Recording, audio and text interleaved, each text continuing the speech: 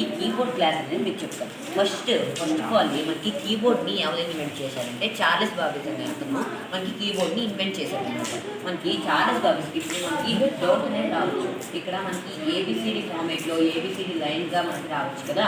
కాకపోతే మనకి ఇలాగా క్లమ్సీగా ఎందుకు ఒక్కొక్క వర్డ్ ఒక్కొక్క దగ్గర పెట్టారు అని మనకి డౌట్ రావచ్చు. ఫస్ట్ అనేది చార్లెస్ బాబేజ్ అతను మనకి అలా ఏ టు జెడ్ ఫార్మేట్ అంటే మనకి ఇలా కాకుండా ఏబిసిడి అలాగా లైన్గా మాత్రమే మనకి ఇన్వెంట్ చేశారనమాట. అప్పుడు మనకి ఇన్వెంట్ చేసిన తర్వాత క్రిస్టోఫర్ ఎందుకు మార్చారంటే క్రిస్టోఫర్ అనే అతను వట్టి లేవు అంటే ఇప్పుడు QWERTY ఇలాగా మనకి మార్చారు. ఎందుకు మార్చారు అంటే మనకి చార్లెస్ బాబేజ్ అనే అతను మనకి ఇన్వెంట్ చేయగానే కీబోర్డ్స్ అనేది ఎక్కువగా డ్యామేజ్ అయ్యింది. ఎందుకంటే చిన్న పిల్లల నుంచి పెద్దవాళ్ళ వరకు మనకి ఏబిసిడీలు అనేవి అందరికీ వచ్చు కాబట్టి అవి లైన్గా అందరికీ తెలిసిపోతుంది. అప్పుడు మనకి ఎవరైనా